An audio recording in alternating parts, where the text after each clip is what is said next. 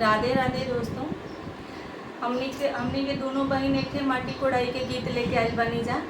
अब बहुत ही प्यारा गीत बा, कैसन लागी आप लोग ज़रूर कमेंट में बताइब जा। हम पहली बार अपने चैनल पे, अपने बहन के चैनल पे पहली बार भोजपुरी बोलतानी।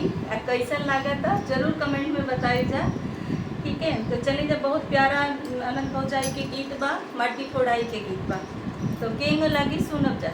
चली जा। ननद